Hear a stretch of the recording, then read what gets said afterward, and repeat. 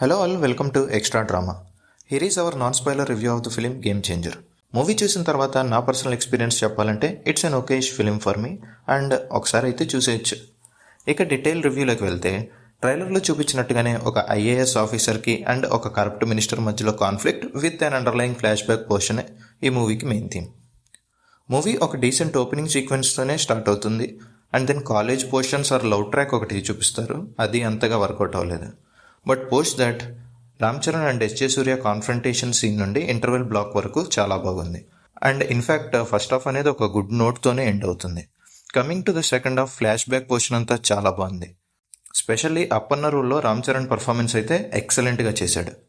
Total మూవీలో ఈ 40 minutes portion మాత్రమే మనకి కొద్దిగా ఫ్రెష్గా ఉంటుంది and it worked out very well. Problem ఏంటంటే వన్స్ ఈ ఫ్లాష్ బ్యాక్ పోర్షన్ అనేది ఫినిష్ అయిపోయిన తర్వాత నరేషన్ అనేది చాలా ప్రిడిక్టబుల్గా అండ్ ఫ్లాట్గా వెళ్ళిపోతుంది and it's till the end. So దీన్ని మనం ఒక గుడ్ ఆర్ గ్రేట్ మూవీ అని అయితే చెప్పలేం. ఫన్ ఫ్యాక్ట్ ఏంటంటే మూవీలో అన్ప్రెడిక్టబుల్ అండ్ థీమ్ అయితే తీసుకున్నారు, కానీ అక్కడ మనకు అన్ప్రెడిక్టబిలిటీ అనేది కనిపించదు. Coming to the positives and other technicalities, Ram Charan and SJ Surya's performance అయితే చాలా బాగున్నాయి.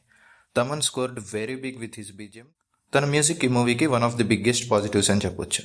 శంకర్స్ వింటేజ్ మార్క్ మిస్సింగే, కానీ తన రీసెంట్ ఫిల్మ్స్తో కంపేర్ చేస్తే ఇట్స్ ఎ డీసెంట్ అవుటింగ్ అనే చెప్పాలి. సునీల్ అండ్ జయరామ్ రోల్స్ కూడా బాగున్నాయి. సాంగ్స్ కూడా డీసెంట్ ఉన్నాయి. స్పెషల్లీ దోప్ అండ్ జరగండి సాంగ్స్ ప్రెజెంటేషన్ అయితే ట్రేడ్ మార్క్ శంకర్ సాంగ్స్కి ఏమాత్రం తక్కువ లేవు. ఇక మూవీలో డ్రాబ్యాక్స్ విషయానికి వస్తే బిగ్గెస్ట్ డ్రాబ్యాక్ అయితే స్టోరీ అనే చెప్పాలి. Story seems very routine and predictable.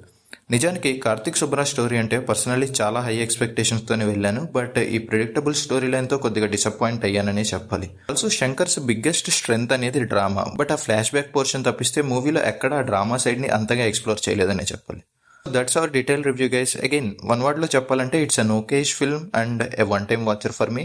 Movie చూసాక మీకు ఎలా అనిపించింది అనేది కామెంట్ చేయండి. ఈ రివ్యూ కనుక మీకు నచ్చినట్టయితే లైక్ చేయండి. ఇలాంటి మరెన్నో వీడియోస్ కోసం మా ఛానల్ని సబ్స్క్రైబ్ చేసుకోండి. Thanks for watching.